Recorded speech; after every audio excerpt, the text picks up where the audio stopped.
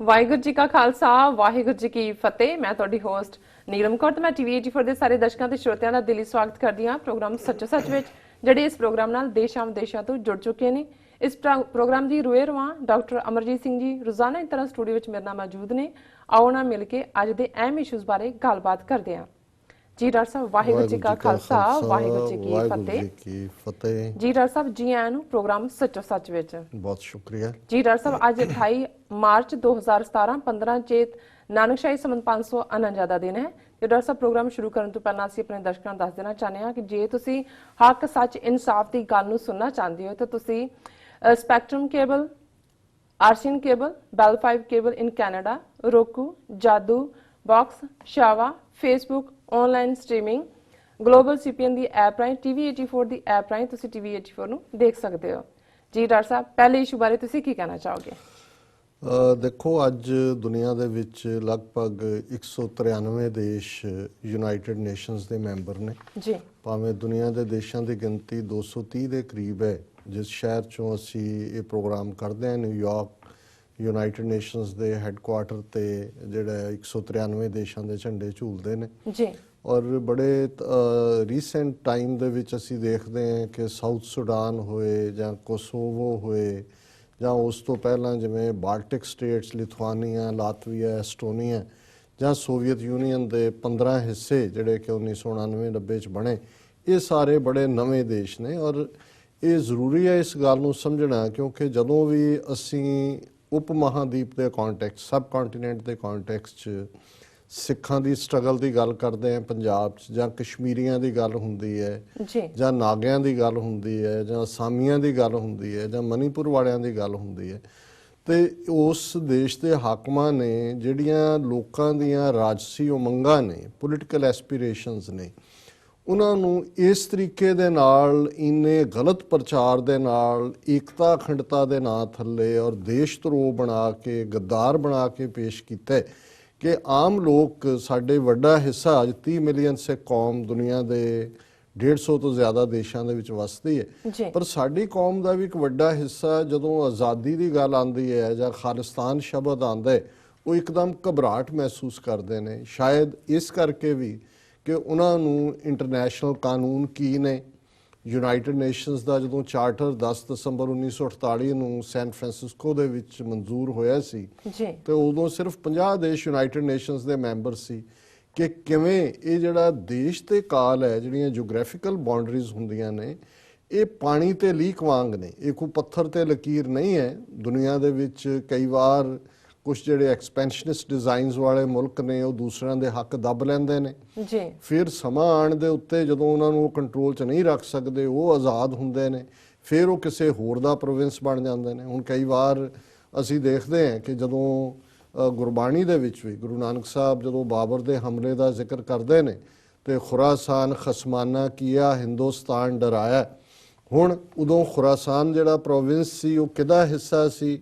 ਕਦੇ ਉਹ ਅਫਗਾਨਿਸਤਾਨ ਦਾ ਹਿੱਸਾ ਬਣਿਆ, ਕਦੇ ਈਰਾਨ ਦੇ ਨਾਲ ਹੈ। ਇਸੇ ਤਰ੍ਹਾਂ ਜਿਹੜੇ ਵੀ ਸ਼ਹਿਰਾਂ ਦਾ ਜ਼ਿਕਰ ਅਸੀਂ ਬਗਦਾਦ ਜਾਂ ਦੂਸਰਿਆਂ ਦਾ ਕਰਦੇ ਹਾਂ, ਉਹਨਾਂ ਦਾ ਕਦੇ ਕੋਈ ਹਿੱਸਾ ਸੀ, ਕਦੇ ਕੋਈ ਹਿੱਸਾ ਸੀ। ਸੋ ਜਿਓਗ੍ਰਾਫੀਆ ਦੁਨੀਆ ਦੇ ਵਿੱਚ ਹਾਲਾਤ ਮੁਤਾਬਕ, ਜ਼ੋਰਾਵਰ ਦੇ ਜ਼ੋਰ ਮੁਤਾਬਕ, ਜਾਂ ਯੂਨਾਈਟਿਡ ਨੇਸ਼ਨਸ ਦਾ ਮਕਸਦ ਹੀ ਇਹ ਸੀ ਕਿ ਕੋਈ ਜ਼ੋਰਾਵਰ ਧਿਰ ਕਿਸੇ ਨੂੰ ਉਹਦੀ ਮਰਜ਼ੀ ਦੇ ਖਿਲਾਫ ਆਪਣੇ ਕੰਟਰੋਲ 'ਚ ਨਾ ਰੱਖੇ, ਔਰ ਲੋਕਾਂ ਦੇ ਕੋਲ ਇੱਕ ਹੱਕ ਹੋਣਾ ਚਾਹੀਦਾ ਹੈ, ਜਿਹਦੇ ਲਈ ਜਿਹੜਾ ਸ਼ਬਦ UN ਚਾਰਟਰਸ ਦੇ ਵਿੱਚ ਔਰ ਬਾਅਦ ਦੇ ਵਿੱਚ ਜਨੀਵਾ ਪ੍ਰੋਟੋਕੋਲਸ ਬਣੀਆਂ, ਇਸਤੇਮਾਲ ਕੀਤਾ ਗਿਆ, ਰਾਈਟ ਆਫ ਸੈਲਫ ਡਿਟਰਮੀਨੇਸ਼ਨ, ਜਿਸ ਨੂੰ ਅਸੀਂ ਪੰਜਾਬੀ ਦੇ ਵਿੱਚ ਕਵਾਂਗੇ ਸਵੈ ਚੋਣ ਦਾ ਹੱਕ ਜਾਂ ਸਵੈ ਨਿਰਣੇ ਦਾ ਹੱਕ। 60ਵਿਆਂ 'ਚ ਇਸ ਨੂੰ ਆਤਮ ਨਿਰਣੇ ਦਾ ਹੱਕ ਵੀ ਇਸ ਦੇ ਬਹੁਤ ਸਾਰੇ ਪੰਜਾਬੀ ਵਰਸ਼ਨ ਜਿਹੜੇ ਨੇ ਉਹ ਇਸਤੇਮਾਲ ਹੁੰਦੇ ਸੀ। ਹੁਣ ਜ਼ਾਹਰ ਹੈ ਕਿ ਜਦੋਂ ਰਾਈਟ ਆਫ ਸੈਲਫ ਡਿਟਰਮੀਨੇਸ਼ਨ ਦਾ ਮਤਲਬ ਇਹ ਹੈ, ਜਿੱਥੇ ਪੱਛਮੀ ਸੁਸਾਇਟੀ ਨੇ, ਡੈਮੋਕ੍ਰੇਸੀ ਨੇ ਇੰਡੀਵਿਜੂਅਲ ਫਰੀਡਮ ਦੀ ਗੱਲ ਕੀਤੀ, ਔਰ ਜਦੋਂ ਅਸੀਂ ਸਿੱਖ ਧਰਮ ਦੇ ਦਾਇਰਾਕਾਰ 'ਚ ਦੇਖਦੇ ਤੇ ਸਿੱਖ ਧਰਮ ਤੋਂ ਖੂਬਸੂਰਤ ਅੰਦਾਜ਼ ਦੇ ਵਿੱਚ UN ਚਾਰਟਰ ਦੀ ਹੋਰ ਕੋਈ ਇੰਟਰਪ੍ਰੀਟੇਸ਼ਨ ਹੋ ਹੀ ਨਹੀਂ ਸਕਦੀ। ਜਦੋਂ ਗੁਰੂ ਤੇਗ ਬਹਾਦਰ ਸਾਹਿਬ ਨੇ ਫਰਮਾਇਆ, ਜਿਨ੍ਹਾਂ ਨੂੰ ਅਸੀਂ ਜਦੋਂ ਗੁਰੂ ਗ੍ਰੰਥ ਸਾਹਿਬ ਦੇ ਪਾਠ ਦਾ ਭੋਗ ਪੈਂਦਾ ਤੇ ਇਹ ਸ਼ਲੋਕ ਪੜ੍ਹਿਆ ਜਾਂਦਾ ਹੈ ਕਿ ਭੈ ਕਾਹੂ ਕੋ ਦੇਤ ਨੈ, ਨੈ ਭੈ ਮਾਨਤ ਆਨ, ਕਹੋ ਨਾਨਕ ਇਹ ਜਗਤ ਮੈਂ ਗਿਆਨੀ ਤਾਹੇ ਬਖਾਨ। ਹੁਣ ਗਿਆਨੀ ਗਿਆਨਵਾਨ ਨੂੰ ਸਪਿਰਿਚੁਅਲੀ ਐਲੀਵੇਟਡ ਪਰਸਨ ਔਰ ਜਿਹੜਾ ਬੰਦਾ ਜਿਹੜਾ ਹੈ ਉਹ ਇੱਕ ਉਚਾਈ ਰੱਖਦਾ ਹੈ ਆਪਣੇ ਆਈਡੀਆਜ਼ ਦੀ, ਆਪਣੇ ਅਧਿਆਤਮ ਦੀ ਦੁਨੀਆ ਦੀ, ਤੇ ਗੁਰੂ ਸਾਹਿਬ ਨੇ ਕ੍ਰਾਈਟੇਰੀਆ ਰੱਖ ਦਿੱਤਾ ਕਿ ਭਾਈ ਇਸ ਦੁਨੀਆ ਦੇ ਵਿੱਚ ਗਿਆਨਵਾਨ, ਸਪਿਰਿਚੁਅਲ, ਵਾਈਜ਼, ਓਨੈਸਟ, ਇੰਟੈਲੈਕਚੁਅਲ ਕਹਾਣ ਦਾ ਹੱਕ ਉਹਨੂੰ ਹੀ ਹੈ ਜਿਹੜਾ ਭੈ ਕਾਹੂ ਕੋ ਦੇਤ ਨੇ ਨੈ ਭੈ ਮਾਨਤ ਆਨ, ਕਿ ਜਿਹੜਾ ਨਾ ਕਿਸੇ ਨੂੰ ਡਰ ਦਿੰਦਾ ਤੇ ਨਾ ਕਿਸੇ ਦਾ ਡਰ ਮੰਨਦਾ। ਔਰ ਇਹ ਸਟੇਟਮੈਂਟ ਇੱਕ ਮੀਅਰ ਸਪਿਰਿਚੁਅਲ ਦੁਨੀਆ ਦੀ ਸਟੇਟਮੈਂਟ ਨਹੀਂ ਹੈ, ਇਸ ਦੀ ਪ੍ਰੈਕਟੀਕੈਲਿਟੀ ਗੁਰੂ ਤੇਗ ਬਹਾਦਰ ਸਾਹਿਬ ਨੇ ਆਪਣੀ ਕੁਰਬਾਨੀ ਦੇ ਨਾਲ ਕੀਤੀ। ਜਦੋਂ ਗੁਰੂ ਕਲਗੀਧਰ ਪਾਤਸ਼ਾਹ ਨੇ ਫਰਮਾਇਆ ਕਿ ਤਿਲਕ ਜੰਜੂ ਰਾਖਾ ਪ੍ਰਭ ਤਾਂਕਾ ਕੀਨੋ ਬੜੋ ਕਲੂ ਮੈਂ ਸਾਕਾ ਸਾਧਨ ਹੇਤ ਇਤੀ ਜਿਨ ਕਰੀ ਸੀਸ ਦਿਆ ਪਰ ਸੀ ਨਾ ਉਚਰੀ। ਹੁਣ ਇਹਦੇ 'ਚ ਇੱਕ ਬੜੀ ਇੰਪੋਰਟੈਂਟ ਇਹ ਸਟੇਟਮੈਂਟ ਹੈ ਕਿ ਤਿਲਕ ਤੇ ਜੰਜੂ ਸਿੱਖੀ ਦੇ ਚਿੰਨ੍ਹ ਨਹੀਂ ਸਨ, ਨਾ ਹੀ ਨੇ ਜੀ। ਔਰ ਸਾਰੀ ਸ਼ੁਰੂਆਤ ਗੁਰੂ ਨਾਨਕ ਸਾਹਿਬ ਦੇ ਪਹਿਲੇ ਸੁਨੇਹੇ ਦੀ ਹੁੰਦੀ ਹੈ ਜਦੋਂ ਕਿ 10-11 ਸਾਲ ਦੀ ਉਮਰ 'ਚ ਗੁਰੂ ਨਾਨਕ ਸਾਹਿਬ ਨੂੰ ਉਹਨਾਂ ਦਾ ਪਰਿਵਾਰ ਜਿਹੜਾ ਕਿ ਜਿਨ੍ਹਾਂ ਨੇ ਇਕੱਠ ਕੀਤਾ ਹੋਇਆ ਹੈ ਔਰ ਹਿੰਦੂ ਧਰਮ ਮੁਤਾਬਕ ਯੱਗਯੋਪਵੀਤ ਜਨੇਊ ਦਾ ਪਾਉਣਾ ਇੱਕ ਪਵਿੱਤਰ ਰਸਮ ਹੁੰਦਾ ਹੈ ਔਰ ਉਹ ਸਾਰਾ ਉਹਨਾਂ ਦੀ ਕੁੱਲ ਇਕੱਠੀ ਕੀਤੀ ਹੋਈ ਹੈ, ਸਾਰਾ ਭਾਈਚਾਰਾ ਇਕੱਠਾ ਹੈ ਤੇ ਪੰਡਤ ਜਨੇਊ ਪਾਉਣ ਲੱਗਦਾ ਤੇ ਗੁਰੂ ਨਾਨਕ ਸਾਹਿਬ ਉਸ ਦਾ ਹੱਥ ਫੜ ਲੈਂਦੇ ਨੇ। ਔਰ ਅਸੀਂ ਇਸ ਸ਼ਬਦ ਤੋਂ ਵਾਕਿਫ ਹੈ ਕਿ ਗੁਰੂ ਸਾਹਿਬ ਨੇ ਫਰਮਾਇਆ ਕਿ ਭਾਈ ਜਿਹੜਾ ਇਹ ਜਨੇਊ ਹੈ ਜੇ ਇਹਨੂੰ ਪਾਉਣ ਵਾਲਾ ਉਹਦੇ ਕੋਲ ਦਇਆ ਨਹੀਂ ਹੈ, ਉਹਦੇ ਕੋਲ ਧਰਮ ਨਹੀਂ ਹੈ, ਉਹਦੇ ਕੋਲ ਸੰਤੋਖ ਨਹੀਂ ਹੈ, ਉਹਦੇ ਕੋਲ ਜੱਤ ਨਹੀਂ ਹੈ, ਉਹਦੇ ਕੋਲ ਸੱਤ ਨਹੀਂ ਹੈ ਤੇ ਇਹ ਉਹਨੂੰ ਪਾਉਣ ਦਾ ਹੱਕ ਵੀ ਨਹੀਂ ਹੈ, ਤੇ ਇਹ ਮੀਅਰ ਇੱਕ ਰਿਚੁਅਲ ਹੈ। ਦਇਆ ਕਪਾਸ ਸੰਤੋਖ ਸੂਤ ਜਤ ਗੰਢੀ ਸਤ ਵਟ ਇਹ ਜਨੇਊ ਜੀ ਕਾ ਹੈ ਹੀ ਤਾਂ ਪਾਂਡੇ ਘਤ। ਹੈ ਪੰਡਤ ਜੇ ਤੇਰੇ ਕੋਲ ਇਹ ਜਨੇਊ ਹੈ, ਪਰ ਜ਼ਾਹਰ ਸੀ ਕਿ ਵੀ ਸਾਰਾ ਰਿਚੁਅਲ ਸੀ, ਰਸਮੋ ਰਿਵਾਜ ਬਣੇ ਹੋਏ ਸੀ, ਟਰੂਥ ਜਿਹੜੀ ਹੈ ਗਾਇਬ ਸੀ। ਹੁਣ ਇੱਕ ਪਾਸੇ ਗੁਰੂ ਨਾਨਕ ਸਾਹਿਬ ਪੰਡਤ ਦਾ ਹੱਥ ਫੜ ਲੈਂਦੇ ਨੇ ਕਿ ਇਹ ਜਨੇਊ ਜਬਰੀ ਨਹੀਂ ਪਾਉਣਾ, ਤੇ ਗੁਰੂ ਤੇਗ ਬਹਾਦਰ ਸਾਹਿਬ ਔਰੰਗਜ਼ੇਬ ਦਾ ਹੱਥ ਫੜ ਲੈਂਦੇ ਨੇ ਕਿ ਇਹ ਜਨੇਊ ਜਬਰੀ ਨਹੀਂ ਲਾਉਣਾ। ਹੁਣ ਜਦੋਂ 10ਵੇਂ ਪਾਤਸ਼ਾਹ ਨੇ ਤਿਲਕ ਜੰਜੂ ਰਾਖਾ ਪ੍ਰਭ ਤਾਂਕਾ, ਉਹਨਾਂ ਦਾ ਤਿਲਕ ਜੰਜੂ ਉਹਨਾਂ ਦੇ ਚਿੰਨ੍ਹ ਨੇ, ਪਰ ਕਿਉਂਕਿ ਫਿਲਾਸਫੀ ਭੈ ਕਾਹੂ ਕੋ ਦੇਤ ਨੇ ਨੈ ਭੈ ਮਾਨਤ ਆਨ ਦੇ ਉੱਤੇ ਹੈ ਕਿ ਤੁਸੀਂ ਜ਼ਬਰ ਦੇ ਨਾਲ ਡਰ ਦੇ ਕੇ ਕਿਸੇ ਦਾ ਧਰਮ ਬਦਲੋ, ਕਿਸੇ ਦੇ ਰਾਜਸੀ ਉਮੰਗਾਂ ਕੁਚਲੋ, ਕਿਸੇ ਦੀਆਂ ਫਰੀਡਮਸ ਨੂੰ, ਕਿਸੇ ਦੇ ਇਲਾਕੇ ਨੂੰ, ਕਿਸੇ ਦੇ ਪਾਣੀ ਨੂੰ, ਕਿਸੇ ਦੇ ਇਕਨੋਮਿਕਲ ਜਿਹੜੀ ਫਰੀਡਮ ਹੈ ਉਹਨੂੰ ਕੁਚਲੋ। UN ਦੇ ਚਾਰਟਰਸ ਨੇ ਜਦੋਂ ਇਹ ਹੱਕ ਦਿੱਤੇ ਕਿ ਭਾਈ ਜਨੀਵਾ ਪ੍ਰੋਟੋਕੋਲਸ ਨੇ ਉਹਨੂੰ ਐਨਫੋਰਸ ਕੀਤਾ ਕਿ ਹਰ ਇੱਕ ਕੋਲ ਹੱਕ ਹੈ ਕਿ ਉਹ ਜਿਸ ਮਰਜ਼ੀ ਤਰੀਕੇ ਦੇ ਨਾਲ ਇਬਾਦਤ ਕਰੇ ਜਾਂ ਨਾ ਕਰੇ, ਕੋਈ ਬਿਲੀਵਰ ਹੈ ਜਾਂ ਨਾਨ ਬਿਲੀਵਰ ਹੈ। ਹੁਣ ਅਮਰੀਕਾ ਮੁਲਕ ਦੇ ਵਿੱਚ ਇੱਕ ਹਿੱਸਾ ਜਿਹੜਾ ਰੱਬ ਨੂੰ ਨਹੀਂ ਮੰਨਦਾ, ਦੁਨੀਆ 'ਚ ਇੱਕ ਵੱਡਾ ਹਿੱਸਾ ਹੈ, ਸ਼ਾਇਦ 1/3 ਵਰਲਡ ਹੋਏਗਾ, ਪਰ ਕਿਉਂਕਿ ਨਾ ਅਕਾਲ ਪੁਰਖ ਨੇ, ਉਸ ਦਾ ਸੂਰਜ ਹੈ, ਹਵਾ ਹੈ, ਪਾਣੀ ਹੈ, ਰੱਬ ਨੇ ਕਿਸੇ ਨੂੰ ਤਾਂ ਨਹੀਂ ਰੋਕਿਆ ਹੈ।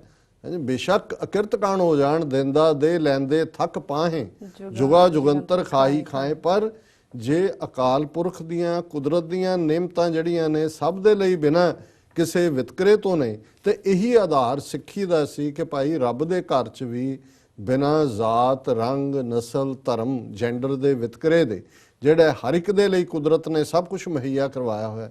ਸੋ UN ਚਾਰਟਰ ਦਾ ਬੇਸ ਇਹੀ ਸੀ। ਔਰ ਉਹਦੇ 'ਚ ਇੱਕ ਗੱਲ ਇਹ ਬੜੀ ਇੰਪੋਰਟੈਂਟ ਹੈ ਜਿਹੜੀ ਜਦੋਂ ਅਸੀਂ ਪੋਲੀਟੀਕਲ ਫਰੀਡਮਸ ਦੀ ਗੱਲ ਕਰਦੇ, ਹੁਣ ਪੋਲੀਟੀਕਲ ਫਰੀਡਮ ਦਾ ਮਤਲਬ ਇੱਕ ਜ਼ਮਾਨੇ 'ਚ ਰਾਜ ਕਰਨ ਦਾ ਮਤਲਬ ਹੁੰਦਾ ਸੀ ਕਿ ਤੁਸੀਂ ਕਿਸੇ ਦੇ ਉੱਤੇ ਜਾ ਕੇ ਆਪਣਾ ਗਲਬਾ ਪਾਉਂਦੇ ਹੋ, ਆਪਣੀਆਂ ਵੈਲਿਊਜ਼ ਉਹਦੇ ਤੇ ਲੱਦਦੇ ਹੋ, ਉਹਦੇ ਸੋਰਸ ਲੁੱਟਦੇ ਹੋ।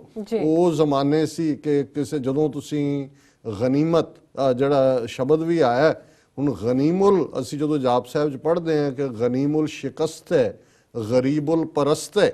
ਹੁਣ ਇੱਕ ਪਾਸੇ ਤਾਂ ਰੱਬ ਗਨੀਮੁਲ ਦੁਸ਼ਮਣ ਨੂੰ ਕਹਿੰਦੇ ਨੇ, ਲੇਕਿਨ ਜਿਹੜਾ ਦੁਸ਼ਮਣ ਦਾ ਮਾਲ ਹੁੰਦਾ ਸੀ ਉਹਨੂੰ ਅੱਜ ਵੀ ਜਦੋਂ ਕਹਿੰਦੇ ਇਹ ਗਨੀਮਤ ਸਮਝੋ ਜੀ ਇਹਨੂੰ, ਉਹ ਇਨਫੈਕਟ ਦੁਸ਼ਮਣ ਦੇ ਮਾਲ ਤੋਂ ਇਹ ਟਰਮ ਆਈ। ਉਹਦੇ ਤੇ ਕਬਜ਼ਾ ਹੁੰਦਾ ਸੀ, ਉਹਦੇ 'ਚ ਔਰਤਾਂ ਵੀ ਸ਼ਾਮਲ ਹੁੰਦੀਆਂ ਸੀ, ਔਰਤਾਂ ਲੁੱਟ ਦਾ ਸਮਾਨ ਸੀ।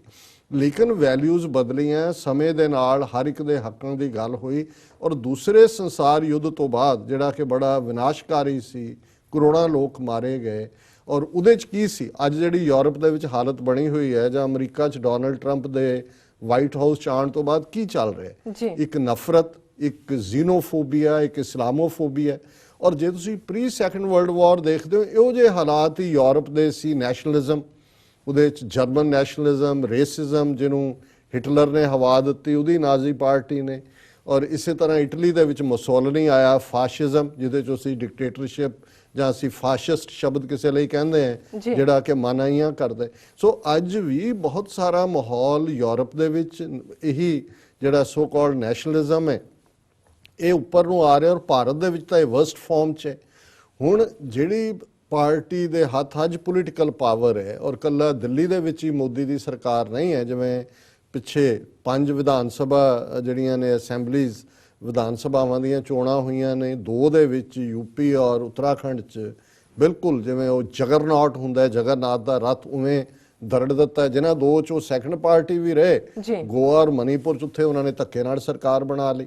ਔਰ ਜਿਸ ਕਿਸਮ ਦੀ ਆਵਾਜ਼ ਅੱਜ ਸਾਰੇ ਕਸ਼ਮੀਰ ਤੋਂ ਕੰਨਿਆ ਕੁਮਾਰੀ ਤੱਕ ਜ਼ਬਰ ਦੀ ਔਰ ਜ਼ੁਲਮ ਦੀ ਸਾਹਮਣੇ ਆ ਰਹੀ ਹੈ, ਇਹ ਉਹੀ ਮਾਹੌਲ ਹੈ ਜੋ ਨਾਜ਼ੀਆਂ ਨੇ ਜਰਮਨ ਦੇ ਵਿੱਚ ਕ੍ਰੀਏਟ ਕੀਤਾ ਸੀ। ਸੋ ਕੁੱਲ ਮਿਲਾ ਕੇ 1950 'ਚ ਜਦੋਂ UN ਚਾਰਟਰ ਹੋਂਦ 'ਚ ਆਇਆ, ਇੱਕ ਗੱਲ ਉਹਨਾਂ ਨੇ ਤਸਲੀਮ ਕੀਤੀ ਕਿ ਰਾਈਟ ਆਫ ਸੈਲਫ ਡਿਟਰਮਿਨ, ਲੋਕਾਂ ਨੂੰ ਉਹਨਾਂ ਦੀ ਮਰਜ਼ੀ ਦੇ ਖਿਲਾਫ ਜਿਹੜਾ ਕਿਸੇ ਸਿਸਟਮ ਦੇ ਵਿੱਚ ਨਾ ਰੱਖਿਆ ਜਾਏ। ਔਰ ਮੈਂ ਜਦੋਂ ਅੱਜ ਇਸ ਟੌਪਿਕ ਨੂੰ ਚੁਣਿਆ ਤੇ ਬਹੁਤ ਸਾਰੇ ਸਾਡੇ ਵੀਰ ਭੈਣਾਂ ਜਿਨ੍ਹਾਂ ਨੂੰ ਖਾਲਿਸਤਾਨ ਸ਼ਬਦ ਤੋਂ ਜਾਂ ਸਿੱਖਾਂ ਦੇ ਸਵੈ ਨਿਰਣੇ ਦੇ ਹੱਕ ਸ਼ਬਦ ਤੋਂ ਡਰ ਲੱਗਦਾ ਹੈ, ਉਹਨਾਂ ਦੀ ਮੈਂ ਯਾਦ ਦਹਾਨੀ ਲਈ ਦੱਸਣਾ ਚਾਹੁੰਦਾ ਕਿ ਯੂਰਪ ਦੇ ਵਿੱਚ ਵੀ ਔਰ ਈਵਨ ਕੈਨੇਡਾ ਦੇ ਵਿੱਚ, ਹੁਣ ਕੈਨੇਡਾ ਦਾ ਇੱਕ ਸਭ ਤੋਂ ਵੱਡਾ ਪ੍ਰੋਵਿੰਸ ਹੈ ਕਿਊਬੈਕ। ਕਿਊਬੈਕ ਫ੍ਰੈਂਚ ਸਪੀਕਿੰਗ ਲੋਕ ਨੇ। ਔਰ ਜਦੋਂ ਤੁਸੀਂ ਕੈਨੇਡਾ ਦੀ ਹਿਸਟਰੀ ਦੇਖਦੇ ਹੋ, ਕਿਸੇ ਜ਼ਮਾਨੇ 'ਚ ਫਰਾਂਸ ਦਾ ਇਹਦੇ ਤੇ ਕੰਟਰੋਲ ਸੀ, ਫਿਰ ਫ੍ਰੈਂਚ ਬ੍ਰਿਟਿਸ਼ ਜਿਹੜੇ ਨੇ ਟਕਰਾਅ ਹੋਇਆ, ਔਰ ਉਹਦੇ 'ਚ ਕੁਛ ਹਿੱਸਾ ਜਿਹੜਾ ਈਵਨ ਜਦੋਂ ਅਸੀਂ ਅਮਰੀਕਾ ਦੀਆਂ ਮੇਨ ਵਰਗੀ ਸਟੇਟ ਜਾਂ ਉਹਦੇ ਨਾਲ ਦੇਖਦੇ, ਉੱਥੇ ਵੀ ਤੁਹਾਨੂੰ ਫ੍ਰੈਂਚ ਸਪੀਕਿੰਗ ਲੋਕ ਮਿਲ ਜਾਂਦੇ ਨੇ। ਸੋ ਉਸ ਸਾਰੇ ਤੋਂ ਬਾਅਦ ਬੇਸ਼ੱਕ ਕੈਨੇਡਾ ਦੇ ਵਿੱਚ ਅੱਜ ਇੰਗਲਿਸ਼ ਸਪੀਕਿੰਗ ਜਿਹੜੇ ਬਾਕੀ ਪ੍ਰੋਵਿੰਸਿਸ ਨੇ ਉਹਨਾਂ ਦਾ ਜ਼ੋਰ ਹੈ, ਪਰ ਤੁਸੀਂ ਕਦੇ ਕੈਨੇਡੀਅਨ 에ਅਰਲਾਈਨ ਸਫ਼ਰ ਕਰੋ ਜਾਂ ਕੈਨੇਡਾ ਨੂੰ ਜਾਓ ਤਾਂ ਤੁਸੀਂ ਦੇਖੋਗੇ ਅੰਗਰੇਜ਼ੀ ਦੇ ਨਾਲ ਫ੍ਰੈਂਚ ਦੇ ਵਿੱਚ ਅਨਾਉਂਸਮੈਂਟ ਹੁੰਦੀ ਹੈ, ਔਰ ਕੈਨੇਡਾ ਦੇ ਸਕੂਲਾਂ 'ਚ ਫ੍ਰੈਂਚ ਸੈਕੰਡ ਲੈਂਗੁਏਜ ਦੇ ਤੌਰ ਤੇ। ਇਹਦੇ ਬਾਵਜੂਦ ਕਿਊਬੈਕ ਜਿਹੜਾ ਫ੍ਰੈਂਚ ਮੈਜੋਰਟੀ ਪ੍ਰੋਵਿੰਸ ਹੈ, ਉਹਨਾਂ ਨੂੰ ਹਮੇਸ਼ਾ ਇਹ ਲੱਗਦਾ ਹੈ ਕਿ ਵੀ ਸਾਡੇ ਨਾਲ ਜ਼ਿਆਦਤੀ ਹੁੰਦੀ ਹੈ। ਔਰ ਉਹਦਾ ਪ੍ਰੋਵੀਜ਼ਨ ਹੈ ਕੈਨੇਡੀਅਨ ਕਨਸਟੀਟਿਊਸ਼ਨ ਦੇ ਵਿੱਚ ਕਿ ਕੋਈ ਵੀ ਪ੍ਰੋਵਿੰਸ ਕੈਨੇਡਾ ਦਾ ਇਨਕਲੂਡਿੰਗ ਕਿਊਬੈਕ, ਉਹਨਾਂ ਕੋਲ ਹੱਕ ਹੈ ਕਿ ਉਹ ਰੈਫਰੈਂਡਮ ਕਾਲ ਕਰਨ ਕਿ ਵੀ ਅਸੀਂ ਕੈਨੇਡਾ ਦੇ ਵਿੱਚ ਨਹੀਂ ਰਹਿਣਾ। ਔਰ ਜੇ ਉਹਨਾਂ ਦੀ ਅਸੈਂਬਲੀ ਜਾਂ ਉਹਨਾਂ ਦੇ ਲੋਕ, ਅਸੈਂਬਲੀ ਪਹਿਲਾਂ ਪਾਸ ਕਰਦੀ ਹੈ ਵੀ ਰੈਫਰੈਂਡਮ ਹੋਏ, ਫੈਡਰਲ ਗਵਰਨਮੈਂਟ ਅਲਾਉ ਕਰਦੀ ਹੈ, ਲੋਕ ਉਹਦੀ ਚੋਣ ਕਰਦੇ ਨੇ। ਔਰ ਬਹੁਤ ਘੱਟ ਸ਼ਾਇਦ ਲੋਕਾਂ ਨੂੰ ਪਤਾ ਹੋਏ ਕਿ ਕੈਨੇਡਾ 'ਚ 1980 ਦੇ ਵਿੱਚ ਔਰ ਫਿਰ 1995 ਦੇ ਵਿੱਚ 2 ਵਾਰ ਇਸ ਮੁੱਦੇ ਤੇ ਰੈਫਰੈਂਡਮ ਹੋਇਆ ਹੈ ਕਿ ਕਿਊਬੈਕ ਨੇ ਕੈਨੇਡਾ 'ਚ ਰਹਿਣਾ ਕਿ ਨਹੀਂ ਰਹਿਣਾ। ਦੋਨੋਂ ਵਾਰ ਮੈਜੋਰਿਟੀ ਜਿਹੜੇ ਕਿਊਬੈਕੋਇਜ਼ ਨੇ ਉਹਨਾਂ ਨੇ ਜਿਹੜਾ ਇਸ ਹੱਕ 'ਚ ਫੈਸਲਾ ਦਿੱਤਾ ਵੀ ਅਸੀਂ ਕੈਨੇਡਾ 'ਚ ਰਹਿਣਾ। ਪਰ ਇਹ ਤਾਂ ਨਹੀਂ ਹੋਇਆ ਵੀ ਕੈਨੇਡਾ ਦੀ ਸਰਕਾਰ ਨੇ ਟੈਂਕਾਂ ਤੋਪਾਂ ਦੇ ਨਾਲ ਜਾ ਕੇ ਉੱਥੇ ਕਿਊਬੈਕ ਦੇ ਜਿਹੜੇ ਨੇ ਉਹਨਾਂ ਦੇ ਫ੍ਰੈਂਚ ਅਦਾਰੇ ਢਾਹ ਦਿੱਤੇ ਜਾਂ ਹਜ਼ਾਰਾਂ ਲੋਕ ਮਾਰ ਦਿੱਤੇ, ਜੋ ਕੁਝ ਭਾਰਤੀ ਫੌਜ ਨੇ ਜੂਨ 84 'ਚ ਦਰਬਾਰ ਸਾਹਿਬ ਤੇ ਹਮਲੇ ਦੇ ਨਾਲ ਕੀਤੇ। ਜਦੋਂ ਅਸੀਂ ਸੱਭਿਅਕ ਸੁਸਾਇਟੀ, ਸਿਵਲਾਈਜ਼ ਸੁਸਾਇਟੀਜ਼ ਦੀ ਗੱਲ ਕਰਦੇ ਹਾਂ ਤੇ ਹਰ ਸਮੱਸਿਆ ਦਾ ਹੱਲ ਹੈ, ਸੋਲਿਊਸ਼ਨ ਹੈ। ਔਰ UN ਚਾਰਟਰ, ਇੰਟਰਨੈਸ਼ਨਲ ਲਾਅ ਇਹਨਾਂ ਸੋਲਿਊਸ਼ਨਸ ਵੱਲ ਪੁਆਇੰਟ ਆਊਟ ਕਰਦੇ ਨੇ। ਹੁਣ ਗੱਲ ਅੱਜ ਦੀ ਖਬਰ ਦੀ ਕਰੀਏ, ਇੰਗਲੈਂਡ ਦੇ 4 ਵੱਡੇ ਪ੍ਰੋਵਿੰਸ ਨੇ ਜਾਂ ਹਿੱਸੇ ਨੇ। ਇੱਕ ਇੰਗਲੈਂਡ ਹੈ, ਅਸੀਂ ਬਹੁਤ ਵਾਰੀ ਜਦੋਂ ਇੰਗਲੈਂਡ ਕਹਿੰਦੇ ਅਸੀਂ ਸਮਝਦੇ ਸਾਰਾ ਹੀ ਇੰਗਲੈਂਡ ਹੈ। ਇਸੇ ਲਈ ਜਿਹੜਾ ਉਹਦਾ ਪ੍ਰੋਪਰ ਅਫੀਸ਼ੀਅਲ ਨੇਮ ਹੈ ਉਹ ਯੂਨਾਈਟਿਡ ਕਿੰਗਡਮ ਹੈ। ਯੂਨਾਈਟਿਡ ਕਿੰਗਡਮ ਦੇ 4 ਪ੍ਰੋਵਿੰਸ ਨੇ, ਇੰਗਲੈਂਡ ਹੈ, ਵੇਲਜ਼ ਹੈ, ਸਕਾਟਲੈਂਡ ਹੈ ਔਰ ਨਾਰਦਰਨ ਆਇਰਲੈਂਡ ਹੈ। ਔਰ ਉਹਨਾਂ ਦੀ ਵੀ ਇੱਕ ਬੜੀ ਦਿਲਚਸਪ ਹਿਸਟਰੀ ਹੈ ਕਿ ਨਿੱਕੀ ਜਿਹੀ ਅੰਗਰੇਜ਼ ਕੌਮ ਇੰਗਲਿਸ਼ ਜਿਹੜੀ ਕਿ 19 ਹਿੱਸੇ 'ਚ ਇੰਗਲੈਂਡ ਦੇ, ਉਹਨਾਂ ਨੇ ਪਹਿਲਾਂ ਕਿਵੇਂ ਆਲੇ ਦੁਆਲੇ ਨੂੰ ਸਬਡਿਊ ਕੀਤਾ, ਕਿਵੇਂ ਉਹਨਾਂ ਨੇ ਸਕਾਟਸ ਨੂੰ ਦੁਬੇਲ ਬਣਾਇਆ, ਫਿਰ ਕਿਵੇਂ ਨਾਰਦਰਨ ਆਇਰਲੈਂਡ ਨੂੰ ਕੀਤਾ, ਔਰ ਫਿਰ ਕਿਵੇਂ ਉੱਥੋਂ ਨਿਕਲ ਕੇ ਉਹਨਾਂ ਨੇ ਅੱਧੀ ਤੋਂ ਜ਼ਿਆਦਾ ਦੁਨੀਆ ਜਿਹੜੀ ਹੈ ਫਤਿਹ ਕੀਤੀ, ਜਿਨ੍ਹਾਂ ਬਾਰੇ ਅਕਸਰ ਇਹ ਕਿਹਾ ਜਾਂਦਾ ਸੀ ਕਿ ਅੰਗਰੇਜ਼ੀ ਰਾਜ ਕਦੇ ਸੂਰਜ ਡੁੱਬਦਾ ਨਹੀਂ। ਲੇਕਿਨ ਜਿਹੜੀਆਂ ਲੋਕਾਂ ਦੀਆਂ ਸਿਆਸੀ ਐਸਪੀਰੇਸ਼ਨਸ ਹੁੰਦੀਆਂ ਨੇ, ਔਰ ਇਹ ਗੱਲ ਸਕਾਟਲੈਂਡ ਦੇ ਹਵਾਲੇ ਨਾਲ ਹੋਰ ਵੀ ਇੰਪੋਰਟੈਂਟ ਹੈ ਕਿ ਜਦੋਂ ਅਸੀਂ ਸਕੂਲਾਂ 'ਚ ਪੜ੍ਹਦੇ ਸੀ, ਸਾਡੇ ਜ਼ਮਾਨੇ 'ਚ ਵੀ ਇੱਕ ਪੋਇਮ ਅੰਗਰੇਜ਼ੀ ਲਿਟਰੇਚਰ 'ਚ king Bruce and the spider ਹੁੰਦੀ ਸੀ। ਹੁਣ ਇਹ ਜਿਹੜਾ ਕਿੰਗ ਬਰੂਸ ਹੈ ਜਾਂ ਇਹ ਵਾਲਿਸ ਹੈ, ਇਹ ਸਾਰੇ ਸਕਾਟਿਸ਼ ਯੋਧੇ ਸੀ। ਔਰ ਬਰੂਸ ਦੀ ਕਹਾਣੀ ਹੈ ਕਿ ਉਹ ਇੰਗਲੈਂਡ ਦੀ ਜਿਹੜੀ ਹੈ ਡੋਮੀਨੈਂਸ ਦੇ ਖਿਲਾਫ ਲੜਦਾ ਰਿਹਾ, ਇੱਕ ਵਾਰੀ ਹਾਰਿਆ, ਦੂਜੀ ਵਾਰੀ ਹਾਰਿਆ, ਤੀਜੀ ਵਾਰੀ ਹਾਰਿਆ, ਫਿਰ ਉਹਨੂੰ ਲੱਗਣ ਲੱਗ ਗਿਆ ਜੇ ਬਹੁਤ ਜ਼ੋਰਾਵਰ ਨੇ, ਇਹਨਾਂ ਨਾਲ ਪੰਗਾ ਕਾਹਨੂੰ ਲੈਣਾ। ਉਹ ਕਿਤੇ ਲੁਕਿਆ ਸੀ ਕਿਤੇ ਪਹਾੜ ਦੀ ਕੰਦਰਾ ਦੇ ਵਿੱਚ, ਰੌਕ ਦੇ ਵਿੱਚ, ਤੇ ਉਹ ਜਦੋਂ ਮਨ ਬਣਾ ਲਿਆ ਸੀ ਮੈਂ ਸਰੈਂਡਰ ਕਰ ਦਿਆਂ, ਤਾਂ ਉਹਨੇ ਦੇਖਿਆ ਕਿ ਇੱਕ ਮੱਕੜੀ ਹੈ ਜਿਹੜੀ ਉੱਪਰ ਨੂੰ ਜਾ ਰਹੀ ਹੈ ਚਟਾਨ ਦੇ, ਫਿਰ ਥੱਲੇ ਡਿੱਗ ਪੈਂਦੀ ਹੈ, ਫਿਰ ਉੱਪਰ ਨੂੰ ਜਾ ਰਹੀ ਹੈ, ਸਪਾਈਡਰ। ਔਰ ਚੌਥੀ ਪੰਜਵੀਂ ਵਾਰੀ ਉਹ ਕਾਮਯਾਬ ਹੋ ਗਈ, ਔਰ ਉਹਨੂੰ ਕਿੰਗ ਬਰੂਸ ਨੂੰ ਲੱਗਾ ਕਿ ਜੀ ਜੇ ਮੱਕੜੀ ਜਿਹੜੀ ਹੈ ਇਹਨੇ ਆਪਣਾ ਨਹੀਂ ਛੱਡਿਆ ਇਰਾਦਾ ਤਾਂ ਮੈਂ ਕਿਉਂ ਛੱਡਾਂ। ਔਰ ਉਹਨੇ ਅਗਲੀ ਵਾਰੀ ਸਟਰਗਲ ਕੀਤੀ ਔਰ ਉਹਨੇ ਉਹ ਰਾਜ ਲੈ ਲਿਆ, ਬਾਅਦ ਫਿਰ ਇੰਗਲੈਂਡ ਦਾ ਡੋਮੀਨੈਂਸ ਹੋ ਗਈ। ਸੋ ਕੁੱਲ ਮਿਲਾ ਕੇ ਲਗਭਗ 4-5 ਸਦੀਆਂ ਪਹਿਲਾਂ ਦੀ ਕਹਾਣੀ ਹੈ, 4 ਸਦੀਆਂ, ਜਿਹਦੇ ਤੋਂ ਬਾਅਦ ਸਕਾਟਿਸ਼ ਲੋਕਾਂ ਨੇ ਫੈਸਲਾ ਕਰ ਲਿਆ ਵੀ ਠੀਕ ਹੈ ਅਸੀਂ ਡੋਮੀਨੈਂਸ ਇਹਨਾਂ ਦੀ ਕਬੂਲਦੇ ਹਾਂ। ਉਹਨਾਂ ਨੇ TT ਸਾਈਨ ਕਰ ਲਈ ਔਰ ਸਕਾਟਲੈਂਡ ਜਿਹੜਾ ਉਹ ਯੂਨਾਈਟਿਡ ਕਿੰਗਡਮ ਦਾ ਹਿੱਸਾ ਬਣ ਗਿਆ। ਹੁਣ ਚੇਂਜਸ ਦੀ ਮੈਂ ਗੱਲ ਕਰਦਾ, ਔਰ ਸਿੱਖਾਂ ਨੇ ਤਾਂ 70 ਸਾਲ ਦੇ ਵਿੱਚ ਦਿਲ ਛੱਡ ਦਿੱਤੇ। ਹੁਣ ਜੇ ਅਸੀਂ 1849 ਤੱਕ ਇੰਨੇ ਵੱਡੇ ਰਾਜ ਦੇ ਮਾਲਕ ਸੀ, 1.5 ਲੱਖ ਮੁਰੱਬਾ ਮੀਲ, ਜਿਸ ਦੀਆਂ ਹੱਦਾਂ ਦਰਾ ਖੈਬਰ ਤੋਂ ਲੈ ਕੇ ਤੇ ਤੁਸੀਂ ਤਿੱਬਤ ਤੱਕ, ਅੱਜ ਲਹਾਸਾ, ਗਿਲਗਿਤ, ਬਾਲਸਤਾਨ ਜਿਹੜਾ ਸਾਰਿਆਂ ਦਾ ਜ਼ਿਕਰ ਹੁੰਦਾ, ਇਹ ਸਿੱਖ ਰਾਜ ਦਾ ਹਿੱਸਾ ਸਨ। ਦਰਾ ਖੈਬਰ ਤੋਂ ਤਿੱਬਤ ਤੱਕ, ਇਧਰੋਂ ਸਤਲੁਜ ਦੇ ਪੈਰਾਂ ਤੋਂ ਲੈ ਕੇ ਸ਼ਿਕਾਰਪੁਰ ਸਿੰਧ ਤੱਕ। ਔਰ ਜੇ ਅਸੀਂ 1849 'ਚ ਸਾਡਾ ਰਾਜ ਧੋਖੇ ਨਾਲ ਖੋਇਆ ਅੰਗਰੇਜ਼ਾਂ ਨੇ, ਅਸੀਂ ਆਰਾਮ ਨਾਲ ਨਹੀਂ ਬੈਠੇ, ਅੰਗਰੇਜ਼ਾਂ ਨੂੰ ਅਸੀਂ ਉੱਥੇ ਟਿਕਣ ਨਹੀਂ ਦਿੱਤਾ ਹੈ। ਜੇ ਤੁਸੀਂ ਕੁਰਬਾਨੀਆਂ ਦੀ ਗੱਲ ਦੇਖੋ ਤੇ 80% ਕੁਰਬਾਨੀਆਂ, ਔਰ ਇਹ ਵੇਰਵੇ ਮੌਲਾਨਾ ਅਬੁਲ ਕਲਾਮ ਆਜ਼ਾਦ ਨੇ ਵੀ ਆਪਣੀ ਪੁਸਤਕ 'ਚ ਦਿੱਤੇ ਨੇ। ਤੁਸੀਂ ਅੰਦਾਜ਼ਾ ਲਾ ਲਓ ਕਿ ਵੀ ਕਿੰਨੀ ਕੁਰਬਾਨੀ ਇੱਕ ਛੋਟੀ ਜਿਹੀ ਸਿੱਖ ਕੌਮ ਨੇ ਕੀਤੀ। ਲੇਕਿਨ ਅਸੀਂ ਜਿਨ੍ਹਾਂ ਦੇ ਹੱਥ 'ਚ ਆਪਣੀ ਕਿਸਮਤ ਦਿੱਤੀ 1947 ਦਾ ਜਦੋਂ ਅਸੀਂ ਜ਼ਿਕਰ ਕਰਦੇ ਹਾਂ, ਔਰ ਗੱਲ ਰਾਈਟ ਆਫ ਸੈਲਫ ਡਿਟਰਮੀਨੇਸ਼ਨ ਦੀ ਹੈ ਕਿ ਵੀ ਅਸੀਂ ਉਹਨਾਂ ਦੇ ਉੱਤੇ ਇਤਬਾਰ ਕੀਤਾ। ਅਸੀਂ ਸਮਝਦੇ ਸੀ ਕਿ ਭਾਈ ਸਾਡੀ ਲੀਡਰਸ਼ਿਪ ਉਸ ਦੌਰ ਦੀ ਅਕਾਲੀ ਲੀਡਰਸ਼ਿਪ, ਪਰ ਇਨ ਦਾ ਐਂਡ ਕੀ ਹੋਇਆ ਅਸੀਂ ਬਹੁਤ ਵਾਰ ਦੁਹਰਾਉਂਦੇ, ਮੈਂ ਉਸ ਦੇ ਵੇਰਵੇ 'ਚ ਨਹੀਂ ਜਾਵਾਂਗਾ। ਮੈਂ ਉਹੀ ਸ਼ੇਅਰ ਜਿਹੜਾ ਕਿ ਸਾਡੀ ਤਰਾਸਦੀ ਨੂੰ ਬਿਆਨ ਕਰਦਾ, ਅਕਸਰ ਬਿਆਨ ਕਰਦਾ ਕਿ ਉਹ ਵਕਤ ਵੀ ਦੇਖਾ तारीख की घड़ियों ने, जब लम्हों ने खता की सदियों ने सजा पाई। ਅਸੀਂ ਉਸ ਸਿਚੁਏਸ਼ਨ 'ਚ ਫਸ ਗਏ। ਅਸੀਂ ਖਲੋਤੇ हैं ਫਿਰ ਵੀ ਨਿੱਕੇ ਨਿੱਕੇ ਆਪਣੀ ਮੰਗ ਪੰਜਾਬੀ ਜ਼ਬਾਨ ਨੂੰ ਰੈਕਗਨਾਈਜ਼ ਕਰਵਾਉਣਾ ਹੈ। ਸਾਡੇ ਜੇ ਅਸੀਂ ਸ਼੍ਰੋਮਣੀ ਕਮੇਟੀ ਦੀ ਜਾਂ ਦੂਜੇ ਗੁਰਦੁਆਰਿਆਂ ਦੇ ਐਕਟ ਬਣੇ ਨੇ ਕਿੰਨੀ ਸਟਰਗਲ ਤੋਂ ਬਾਅਦ, ਲੇਕਿਨ 47 ਤੋਂ ਠੀਕ ਆਲਮੋਸਟ 37 ਸਾਲ ਬਾਅਦ ਜੋ ਜੂਨ 84 'ਚ ਹੋਇਆ ਔਰ ਫਿਰ ਨਵੰਬਰ 84 'ਚ ਹੋਇਆ, ਭਾਰਤ ਭਰ ਦੇ ਵਿੱਚ ਜਿਵੇਂ ਬੇਗੁਨਾਹ ਸਿੱਖਾਂ ਦਾ ਖੂਨ ਡੋਲਿਆ ਗਿਆ। 32-33 ਸਾਲ ਬੀਤਣ ਬਾਅਦ ਵੀ ਕੋਈ ਜਸਟਿਸ ਨਾਂ ਦੀ ਚੀਜ਼ ਨਹੀਂ ਹੈ। ਔਰ ਉਹੀ ਜਗਦੀਸ਼ ਟਾਈਟਲਰ, ਸਜਨ ਕੁਮਾਰ, ਔਰ ਕੱਲਾ ਦਿੱਲੀ 'ਚ ਨਹੀਂ, ਕਾਨਪੁਰ, ਬੋਕਾਰੋ, ਭਾਰਤ ਦਾ ਕਿਹੜਾ ਸ਼ਹਿਰ ਹੈ ਜਾਂ ਕਿਹੜਾ ਸੂਬਾ, ਖਾਸ ਤੌਰ ਤੇ ਕਾਂਗਰਸ ਡੋਮੀਨੇਟਡ ਜਿਹੜੇ ਸਨ, ਜਿਨ੍ਹਾਂ ਦੇ ਵਿੱਚ ਸਿੱਖ ਨਸਲਕੁਸ਼ੀ ਨਹੀਂ ਹੋਈ। ਹੁਣ ਉਸ ਸਾਰੇ ਦੌਰ ਦੇ ਬਾਵਜੂਦ ਅੱਜ ਸਾਡਾ ਵੱਡਾ ਹਿੱਸਾ ਉਹਨਾਂ ਨੇ ਜ਼ਹਿਨੀ ਤੌਰ ਦੇ ਉੱਤੇ ਗੁਲਾਮੀ ਕਬੂਲ ਲਈ ਹੈ। ਉਹਨਾਂ ਦੇ ਲਈ ਆਜ਼ਾਦੀ ਸ਼ਬਦ ਤੋਂ ਉਹਨਾਂ ਨੂੰ ਖੌਫ ਆਉਂਦਾ, ਉਹਨੂੰ ਲੱਗਦਾ ਇਹ ਹੁੰਦਾ ਜਦੋਂ ਭੈ ਕਾਹੂ ਕੋ ਦੇਤ ਰਹਿ ਦੀ। ਜਿਹੜੇ ਲੋਕ ਭੈ ਦੇ ਵਿੱਚ ਜਿਉਂਦੇ ਨੇ, ਡਰ 'ਚ ਜਿਉਂਦੇ ਨੇ, ਉਹਨਾਂ ਦਾ ਅੰਦਰ ਕੁਝ ਹੋਰ ਕਹਿ ਰਿਹਾ ਹੁੰਦਾ। ਜਦੋਂ ਉਹੀ ਜਿਹੜੇ ਇੱਕ ਡਰ ਵਿੱਚ ਜੀਣ ਵਾਲੇ ਨੇ ਸ਼ਾਮ ਨੂੰ ਗੁਰੂ ਗ੍ਰੰਥ ਸਾਹਿਬ ਦਾ ਸਰੂਪ ਜਿਹੜਾ ਉਹ ਸੁਖਾਸਨ ਲਈ ਲਿਜਾ ਰਹੇ ਹੁੰਦੇ ਨੇ, ਉਦੋਂ ਢੋਲਕੀਆਂ ਛੈਣਿਆਂ ਨਾਲ ਰਾਜ ਕਰੇਗਾ ਖਾਲਸਾ ਪੜ੍ਹ ਰਹੇ ਹੁੰਦੇ ਨੇ। ਉਹਨਾਂ 'ਚ ਵੀ ਪ੍ਰਾਈਡ ਹੈ, ਉਹ ਵੀ ਸਿੱਖ ਨੇ, ਲੇਕਿਨ ਇੱਕ ਫੀਅਰ ਫੈਕਟਰ ਇਸ ਕਿਸਮ ਦਾ ਹੈ ਕਿ ਉਹਨਾਂ ਦੀਆਂ ਭਾਵਨਾਵਾਂ ਜਿਹੜੀਆਂ ਨੇ ਉਹ ਨਹੀਂ ਹੁੰਦੀਆਂ, ਸਾਹਮਣੇ ਨਹੀਂ ਆ। ਸੋ ਸਕਾਟਸ ਵੀ ਲਗਭਗ 3-4 ਸਦੀਆਂ ਜਿਹੜੀਆਂ ਨੇ ਉਸ ਖੌਫ ਦੇ ਵਿੱਚ ਰਹੇ। ਫਿਰ ਅਚਾਨਕ ਹਾਲੀਵੁੱਡ ਦੀ ਇੱਕ ਚੰਗੀ ਫਿਲਮ ਜਿਹੜੀ ਹੈ ਬਰੇਵ ਹਾਰਟ ਆਈ। ਹਾਲਾਂਕਿ ਥੋੜੀ ਬਹੁਤ ਚੇਤਨਾ ਉੱਥੇ ਸ਼ੁਰੂ ਹੋਈ, ਸਕਾਟਲੈਂਡ ਸਕਾਟਿਸ਼ ਨੈਸ਼ਨਲਿਸਟ ਪਾਰਟੀ ਬਣੀ, ਔਰ ਬਰੇਵ ਹਾਰਟ ਫਿਲਮ ਜਿਹੜੀ ਹੈ ਮੈਨੂੰ ਵੀ ਦੇਖਣ ਦਾ ਮੌਕਾ ਬਣਿਆ।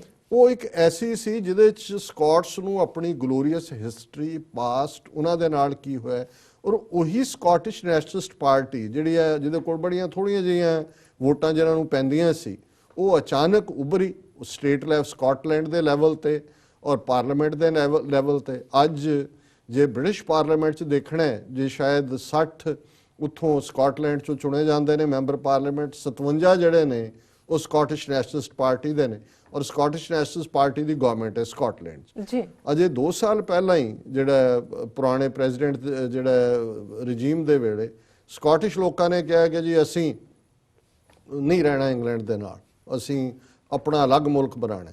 ਉਹਨਾਂ ਦਾ ਰੈਫਰੈਂਡਮ ਹੋਇਆ ਔਰ 55-45 ਦੇ ਨਾਲ ਉਹ ਰਿਜੈਕਟ ਹੋ ਗਿਆ। 55% ਨੇ ਕਿਹਾ ਕਿ ਜੀ ਅਸੀਂ ਇੰਗਲੈਂਡ ਦਾ ਹਿੱਸਾ ਰਹਿਣਾ। ਜੀ ਹੁਣ ਬਹੁਤਿਆਂ ਨੇ ਸਮਝਿਆ ਜੀ ਇਹ ਗੱਲ ਫੋਰਐਵਰ ਖਤਮ ਹੋ ਗਈ। ਉਸ ਤੋਂ ਬਾਅਦ ਇੱਕ ਨਵੀਂ ਡਿਬੇਟ ਆਈ। ਕੁਦਰਤੀ ਬ੍ਰਿਟਨ ਦੇ ਵਿੱਚ ਇਹ ਲਹਿਰ ਖੜੀ ਹੋ ਗਈ ਕਿ ਜੀ ਇਹ ਯੂਰਪੀਅਨ ਯੂਨੀਅਨ 'ਚ ਰਹਿਣ ਦਾ ਸਾਨੂੰ ਘੱਟ ਹੈ, ਔਰ ਦੂਸਰਾ ਅਸੀਂ ਇਹਦੇ ਤੋਂ ਬਾਹਰ ਹੋਈਏ, ਜਿਹਨੂੰ ਬ੍ਰਿਟ ਐਗਜ਼ਿਟ ਕਹਿੰਦੇ ਨੇ। ਔਰ ਅਨਫੋਰਚੂਨੇਟਲੀ ਮੈਜੋਰਟੀ ਬ੍ਰਿਟਨ, ਜਿਵੇਂ ਅਮਰੀਕਾ 'ਚ ਮੈਜੋਰਟੀ ਨੇ ਡਰ ਔਰ ਖੌਫ ਦੇ ਥੱਲੇ ਜੋ ਇੱਥੇ ਇਸਲਾਮੋਫੋਬੀਆ ਜ਼ੀਨੋਫੋਬੀਆ ਕ੍ਰੀਏਟ ਕੀਤਾ ਹੈ, ਰਿਪਬਲਿਕਨਸ ਨੂੰ ਵੋਟਾਂ ਪੈ ਗਈਆਂ ਡੋਨਲਡ ਟਰੰਪ ਨੂੰ।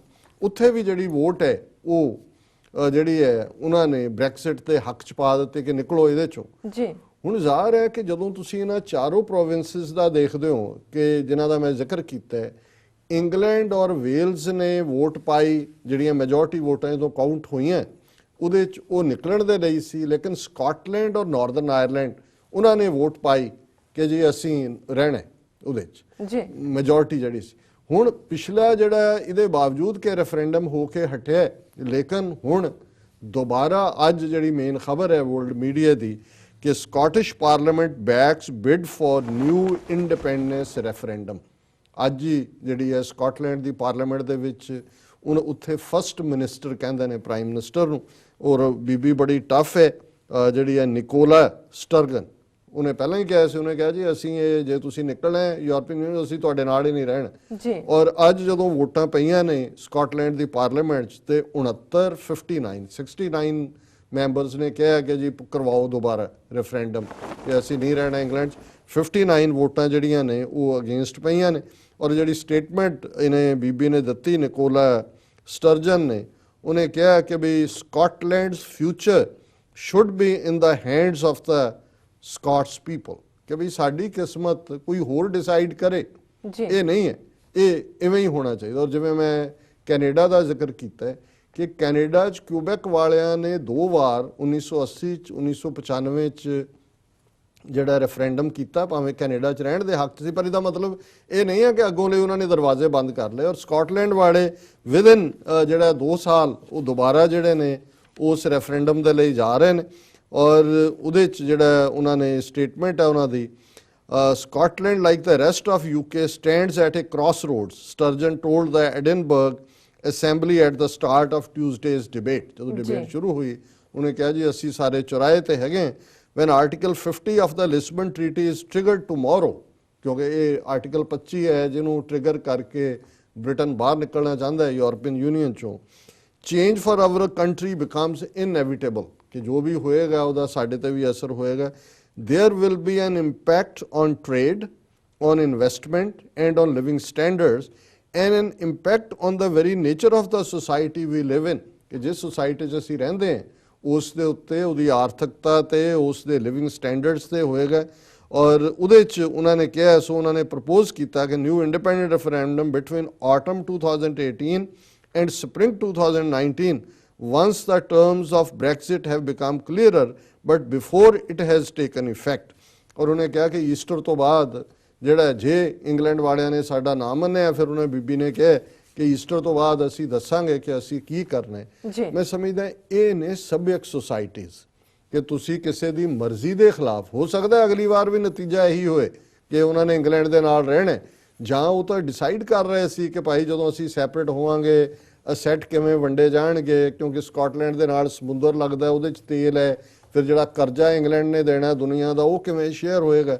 ਸੋ ਸਭਿਅਕ ਸੁਸਾਇਟੀਜ਼ ਦੀ ਤਰ੍ਹਾਂ ਇਹ ਗੱਲ ਸੀ। ਪਰ ਅਸੀਂ ਜਿਹਨੂੰ ਇਹ largest democracy on the planet ਕਹਿੰਦੇ ਨੇ, ਉਸ ਲਾਰਜੈਸਟ ਡੈਮੋਕ੍ਰੇਸੀ ਦਾ ਹਾਲ ਦੇਖ ਲਓ ਕਿ 70 ਸਾਲ 'ਚ ਜਿੰਨੇ ਉਹਨਾਂ ਨੇ ਜਲਿਆਂਵਾਲੇ ਬਾਗ ਕੀਤੇ ਨੇ, ਇੱਕ ਜਲਿਆਂਵਾਲਾ ਬਾਗ ਅੱਜ ਤੱਕ ਉਹਨੂੰ ਕੰਡੈਮ ਕੀਤਾ ਜਾਂਦਾ, ਔਰ ਈਵਨ ਬਾਈ ਲਿਬਰਲ ਅਕਾਊਂਟ 400 ਬੰਦਾ ਉਹਦੇ 'ਚ ਮਰਿਆ ਸੀ ਜੀ, ਔਰ 700-800 ਜ਼ਖਮੀ ਸੀ। ਔਰ ਇਹਨਾਂ ਨੇ ਕਿੰਨੇ ਜਲਿਆਂਵਾਲੇ ਬਾਗ 70 'ਚ ਕੀਤੇ ਨੇ, ਕਿੰਨੇ ਹਜ਼ਾਰ ਸਿੱਖ ਗੁਰੂ ਅਰਜਨ ਸਾਹਿਬ ਦੇ ਸ਼ਹੀਦੀ ਪੁਰਬ ਵਾਲੇ ਦਿਨ ਜਿਹੜੇ ਨੇ ਦਰਬਾਰ ਸਾਹਿਬ ਦੀਆਂ ਪਰਿਕਰਮਾ 'ਚ ਟੈਂਕ ਤਰਨਤਾਰਨ ਸਾਹਿਬ ਟੈਂਕ ਲਿਆਂਦੇ, ਗੁਰਦੁਆਰਾ ਦੁੱਖ ਨਿਵਾਰਨ ਸਾਹਿਬ ਪਟਿਆਲਾ ਟੈਂਕ ਲਿਆਂਦੇ, ਗੁਰਦੁਆਰਾ ਮੁਕਤਸਰ ਸਾਹਿਬ ਟੈਂਕ ਲਿਆਂਦੇ। ਅਜੇ ਤਾਂ ਕਿਉਂਕਿ ਫੋਕਸ ਹੀ ਦਰਬਾਰ ਸਾਹਿਬ ਤੇ ਇੰਨਾ ਕਰਿਆ ਕਿ ਬਾਕੀ ਇਹਨਾਂ ਨੇ ਕਿੰਨਾ ਡੈਮੇਜ ਕੀਤਾ। ਫਿਰ ਨਵੰਬਰ 84 'ਚ ਈਵਨ ਬਾਈ ਕੰਜ਼ਰਵੇਟਿਵ ਅਕਾਊਂਟ 6-7 ਹਜ਼ਾਰ ਸਿੱਖ ਜਿਉਂਦੇ ਸਾੜ ਦਿੱਤੇ ਦਿੱਲੀ ਦੇ ਵਿੱਚ, ਕੋਈ ਲੇਖਾ ਕੋਈ।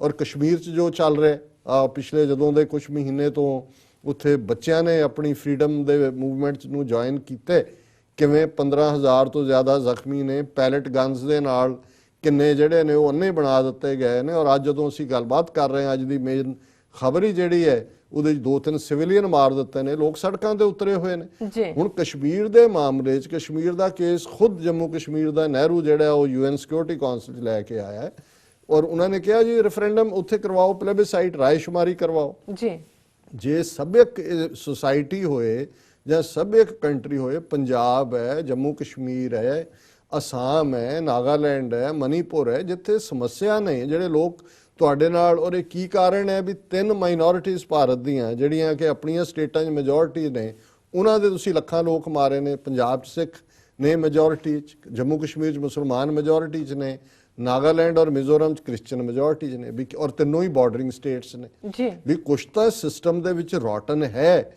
ਕਿ ਤੁਸੀਂ ਅਕਮੋਡੇਟ ਨਹੀਂ ਕੀਤਾ ਆਪਣੇ ਲੋਕਾਂ ਨੂੰ। ਸਿੱਖਾਂ ਨੇ ਤਾਂ 47 'ਚ ਆਪਣੀ ਆਪਸ਼ਨ ਛੱਡ ਕੇ ਸਾਡੇ ਅਕਾਲੀ ਲੀਡਰਾਂ ਨੇ ਤੁਹਾਡੇ ਤੇ ਇਤਬਾਰ ਕੀਤਾ ਸੀ ਔਰ ਤੁਸੀਂ ਕਿਹਾ ਸੀ ਜੀ ਸਾਨੂੰ ਕੋਈ ਇਤਰਾਜ਼ ਨਹੀਂ, ਉੱਤਰ ਦੇ ਵਿੱਚ ਖਿੱਤਾ ਬਣ ਜਾਏ so that the Sikh should also be able to enjoy the glow of freedom.